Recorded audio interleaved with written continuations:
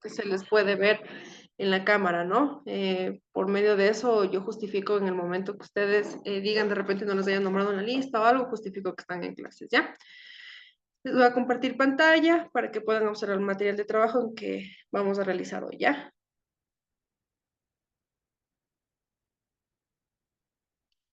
Ya chicos, ¿me pueden decir si es que ya pueden observar? Sí, sí, sí, se acuerdo. Ya. Vamos a ver sobre lo que es el teatro y el drama, ¿no? Em, Vamos a empezar con el ditirambo, orígenes del teatro y del drama. El ditirambo se practicaba en Grecia en los festivales realizados en honor a los dioses o al dios Dionisio llamado Dionisias. Estas festividades se remontan al año 509 a.C. El ditirambo consistía en un coro cuya función principal era la plegaria y a la oración al dios, pero también servía como un narrador principal de una historia que no necesariamente tenía que estar relacionada con un Dionisio. El coro era un narrador, perdón, omnisciente, pues conocía el pasado, presente y futuro. Ya. Chicos, una pregunta. ¿Qué es omnisciente? El que me responde tiene un punto extra. El omnisciente es que no está presente, pero está en el espíritu, algo así. Ya, está en todos lados, pero no lo vemos en físico. Eso quisiste Ajá. decir. Ya. Eres Bernilla, ¿cierto? Sara Bernilla. Ya. Tienes un puntito por si acaso te falten algo, ¿ya? Entonces, quiere decir que el Titirambo en sí era una festividad, ¿no? Que lo hacía el dios Dionisio, ¿ya? Practicaban por medio de un coro, que el coro dice que era un narrador omnisciente, que, bueno, ellos lo veían como un dios, ¿no? Entonces, lo que en sí esto significa que el Ditirambo era una festividad, chicos. Eso que tengan bien en claro. Más tarde, un elemento del coro se separa, el protagonista, poetess, el director de un coro, quien creó esta distinción entre el personaje principal que hablaba y el coro que respondía, había nacido el drama. Esquilo, el primero de los tres grandes representantes de la tragedia griega, Esquilo Sófocles y Eurípides, inventó al deuteragonista, perdón chicos. Segundo, actor, y Sófocles, autor de Edipo el Rey. Inventó al triagonista, que es tercer actor. El teatro nace en paulatino, aumentó de actores, donde aumentan las posibilidades dramáticas al aumentar la acción. Al crecer el número de actores, el coro desaparece. Es decir, a raíz de que hay actores o actrices, etcétera, etcétera, desaparece lo que es em, el coro, ¿no? Que se hacía en el ditirambo, ¿no? Hasta ahí está bastante claro, chicos. Sí, Sí, sí. Ya. Las máscaras que utilizaban los actores y miembros del coro, esto ponga mucha atención que están en la actividad, no me parece que están en, no sé si están en la de clase o en la de casa, pero están en las actividades, ¿no? La máscara que utilizaban los actores y miembros del coro tenían una apertura cónica en la parte de la boca para que la voz se amplificara al salir. Es decir, lo que nosotros podemos observar aquí es que tienen un huequito, ¿no? En la boca. Esto es para que amplificaran la voz. Pero de todas formas, el trabajo vocal que hacían los actores de la época era admirable. ¿Te imaginas qué tan alto deberían hablar para ser escuchados en todo el graderío? A pesar de que no se había desarrollado una tecnología en sonido para estos eventos. El teatro en Grecia y Roma tenían mucho éxito, ¿ya? Es decir, estos actores tenían bastante lo que es trabajar con respecto a su voz para que todo el graderío, podemos observar aquí en esta imagen que más o menos eran así, escucharan. Imagínense cuánta voz tenían que sacar o cuánto sonido tenían que sacar de sus propios, de su propio cuerpo para que puedan todos escuchar. era bastante, y que llevaran una máscara en su cara es bastante complicada, no es fácil, chicos.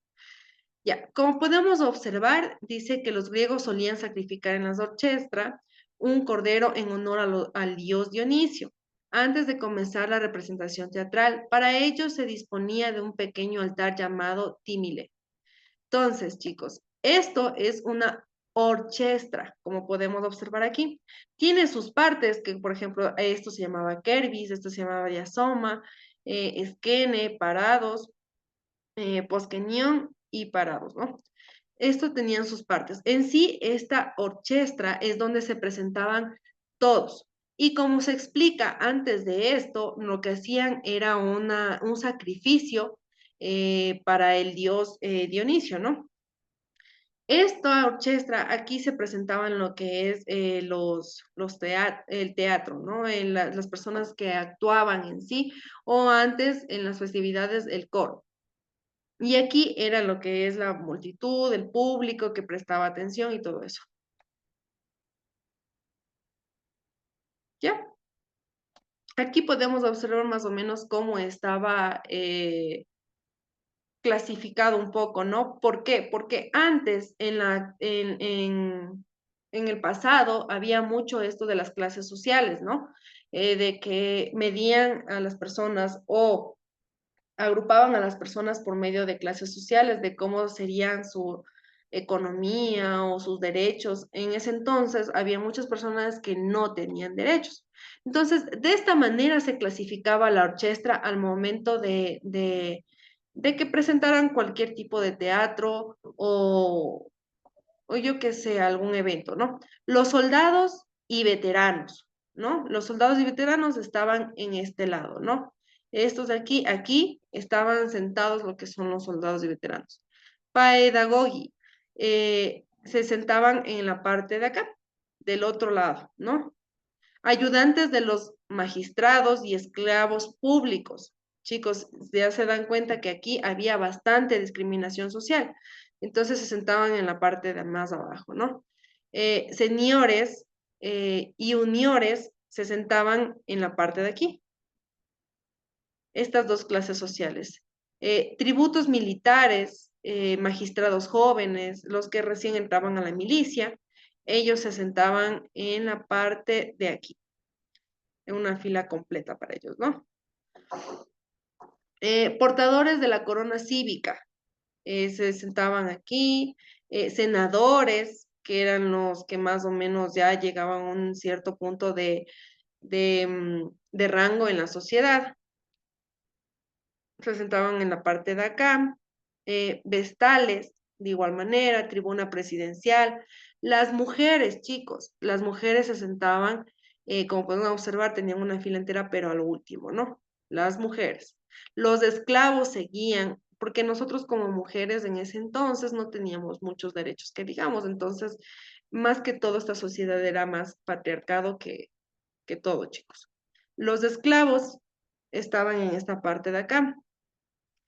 Libertos, es decir, los que no tenían ninguna obligación, ¿no? No ciudadanos eran esta parte de acá, individuos con ropa oscura, pobres, ciudadanos romanos nacidos libres, quiere decir que ellos ya tenían sus derechos, etcétera, etcétera, ¿no? Se sentaban en esta parte de aquí, que eran los que más abundaban en ese entonces. Em, Ciudadanos romanos casados, era muy importante eso. Eh, Se llamaban Mariti, ¿no? Y Pueri Praetextati, que son niños con toga praetexta, ¿no? Ellos también se sentaban en esa parte de aquí, por aquí estaban sentados ellos. Entonces, de esa manera estaba distribuido lo que es la orchestra, ¿ya? Para que puedan observar lo que es el teatro y todo eso. Como podemos observar, hay dos cuadritos aquí. Estos dos cuadritos eran como de las tribunas presidenciales y los vestales, ¿no? Donde eran personas que tenían bastante dominio social. Aquí dice, vestales, perteneciente relativo a la diosa Vesta, ¿no? Ubérrima. muy abundante y fértil. Esas son las palabras claves del día de hoy. Como se les explicaba, ya son personas que tienen bastante prestigio, ¿no? Por eso tienen un cierto grado de importancia en la sociedad. Elementos del drama, chicos. El texto dramático. Es una obra teatral. El texto escrito por el dramaturgo o el director sirve de base para la representación teatral. Durante largo tiempo se concibió al texto dramático como parte integrante de la literatura, pero ahora la importancia radica en la puesta de escena, es decir, en la representación a través de gestos y diálogos del texto dramático. Es decir, chicos, el texto dramático es muy importante para iniciar lo que es una obra teatral. Entonces, esto nos ayuda a la guía de esta obra, ¿no? Si no hubiera esto, chuta, no sabríamos cómo hacer, solo quedaran de acuerdo, fuera un poquito mal, porque incluso el texto dramático ayuda a lo que es el diálogo de ese entonces de la obra teatral, los gestos, cómo vas a actuar, el escenario, es bastante importante porque es el inicio de todo, ¿no? Y la guía de todo, porque donde se equivoque la guía, se equivoca todo lo que es el teatro, ¿no? La representación, en este caso la acción, ¿no? Representa es hacer presente en el instante de la presentación escena lo que existía antiguamente en un texto o en una representación tradicional. No se debe pensar que una obra de teatro representa una segunda vez, algo que ya estaba escrito. Es preciso tomar la escena como un acontecimiento único y no como la imitación de un mundo de ideas. Es decir, esta es la acción del texto que nosotros vimos, la acción de lo que es el texto dramático, ¿no? La representación de este texto. El personaje y su historia. Estos también son muy importantes. ¿Por qué? Porque al momento de accionar el texto dramático, viene un personaje principal, la historia y de qué se va a tratar este personaje, qué sentimientos va a tener, etcétera, etcétera, ¿no? Esto es bastante importante para llamar la atención del público. ¿Para qué? Para que las personas pongan atención a lo que se va a hacer y le cojan cariño a lo que es el personaje principal o secundario o la historia en sí. El personaje proviene del latín persona, que significa máscara en Grecia. La persona es la máscara y tenía que ver con el papel desempeñado por el actor. Aquí el actor se diferencia de su persona o personaje en solo su ejecutante y no su encarnación. Es decir, solo le representan, no tiene en sí que reencarnarse ni nada. A partir del Renacimiento y hasta el clasicismo, eh, el personaje se complejiza, se compone de un conjunto compacto de rasgos psicológicos individualizados. Más tarde, en el siglo XVIII y XIX, con el surgimiento de la burguesía, el personaje se afirma como un individuo que forma parte de una sociedad.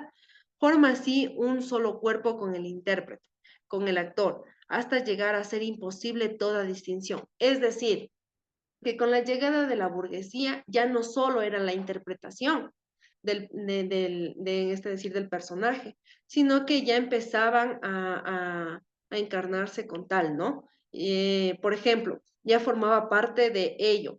En el caso de uno de estos actores bastante reconocidos del cine mudo en sí, que era Charlie Chaplin, en sí ya decían que no era un solo personaje, sino que ya se había encarnado en él. Eso es lo que decían en los datos curiosos, ¿no? No estoy diciendo que lo fue, porque yo no existía en ese entonces, no tengo un hecho verificable que diga eso.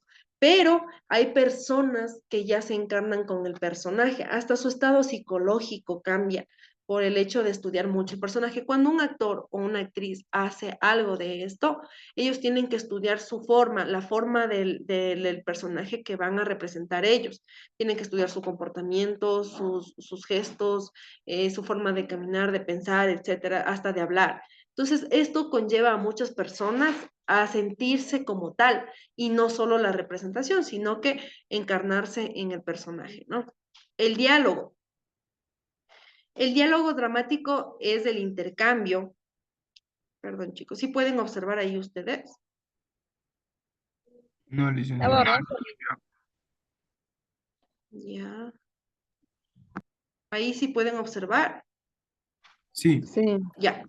El diálogo dramático es el intercambio verbal entre los personajes, pero existen otros diálogos posibles, ¿no? Vamos a leer los puntos con ustedes para que puedan entender algo y no se me aburran porque por ahí ya les veo que se están durmiendo.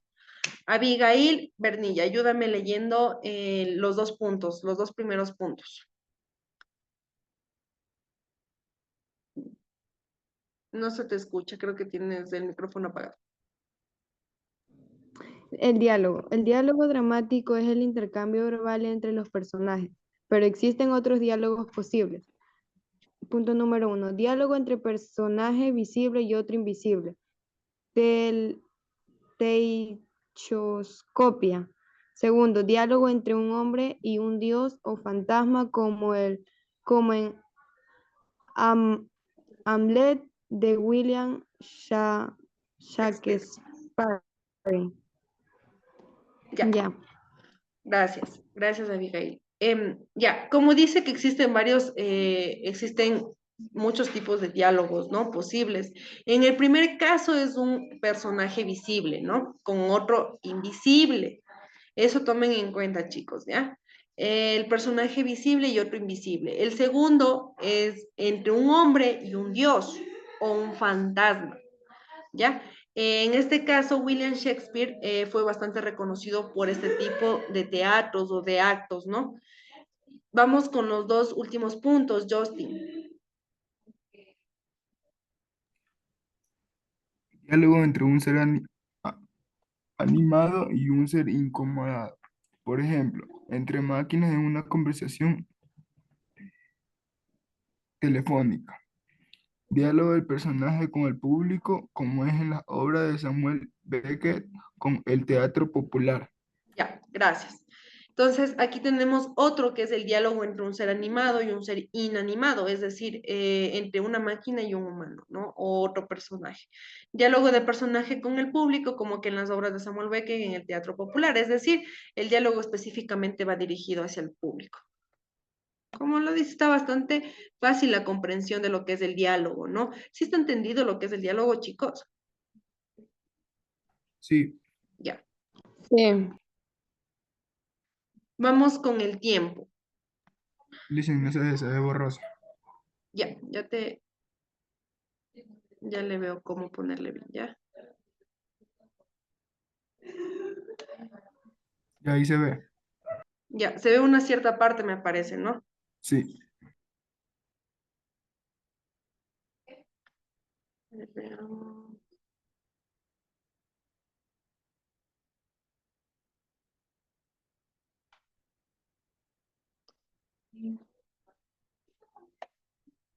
Ya. El tiempo, chicos. Graciela, ayúdame con el tiempo, ¿ya? Ya, listo, déjame hacerle zoom. Ah, ya, ¿no puedes ver? ¿Te lo hago más grande? Sí, porque no puedo, no me sale para hacerle zoom. Ya, ¿ahí? Ahí, ahí, Ya. ahí.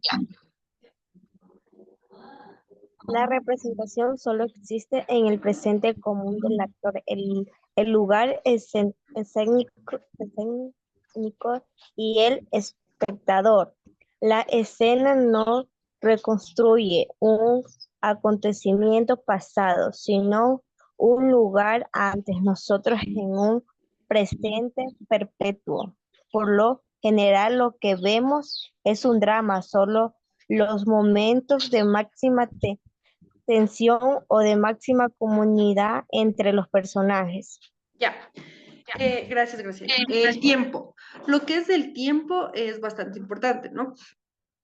Porque es uno de los puntos que por lo general hace que en este caso el lector o el que está viendo o el que está envuelta en este tipo de cosas, la persona hace que este tiempo por lo general sea presente, ¿no? Bueno, no se especifica como presente, pasado o futuro, pero es un presente perpetuo, ¿ya? Es como que en ese momento está. Lo que es la representación solo existe como el presente en esa representación. No quiere decir específicamente que esté en el presente, pero sí es como un presente, como se dice ahí, perpetuo, ¿no, chicos? lo que es la tragedia y la comedia. Carlita, ayúdame leyendo, porfa. Tragedia y comedia. Ajá, El drama recoge características tanto de la tragedia y de las comedias. Recuerda, en la tragedia los personajes no pueden vencer al destino, a la muerte, y la comedia, en cambio, trata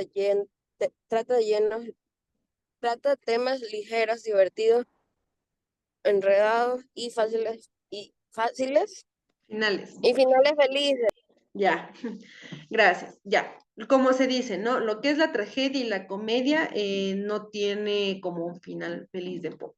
Y si lo tiene, debe haber algo de tristeza siempre. Y lo que es la comedia en sí, son ya teatros o personajes que hacen cómica a lo que es la historia o lo que están viendo, ¿no? En este caso puede ser película, actuación, teatro, lo que sea, pero eso es lo que es una tragedia, ¿no? La tragedia es lo triste y la comedia es lo feliz, en pocas. Es así, más o menos en un pequeño resumen. La conexión tecnológica, ¿no?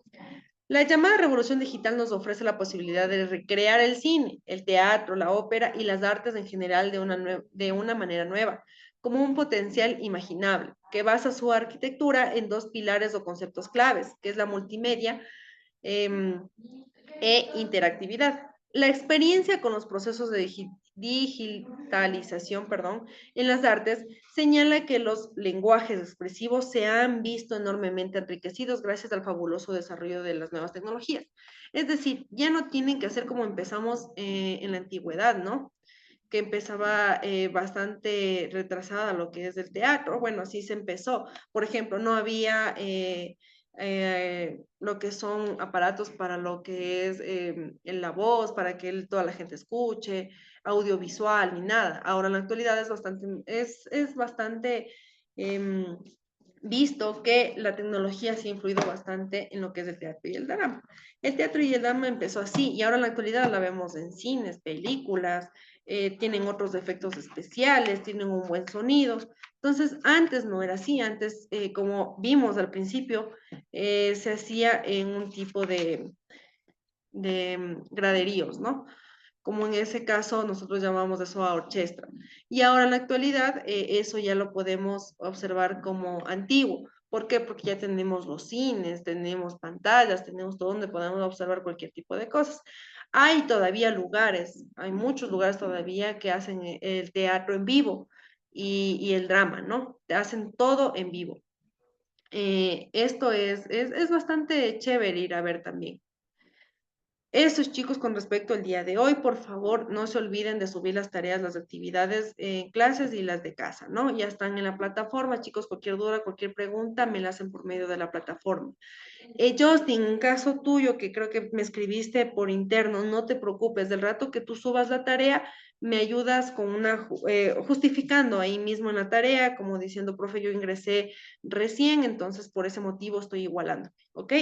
Para Oye, yo sí, sí. poderte calificar sobre 10, porque el momento que mandan atrasado y no hay una justificación fiable, yo les califico con menos nota, chicos. Entonces, lo mejor sería una justificación viable al momento de subir las tareas, ¿ya? Ok, Ya. Listo, chicos. Eso es con respecto al día de hoy. ¿Alguna pregunta, alguna duda antes que se acabe la clase? de mi parte no. Ya. Gracias, Justin. Los que no tengan ninguna duda pueden salir de la reunión. No se olviden de subir las actividades, chicos. Que Chao, tengan... gracias. Chao, chicos. Chao, chicos. Chao, Chao. qué lindo tarde. Chao, chicos. Cuídense. Bye, bye.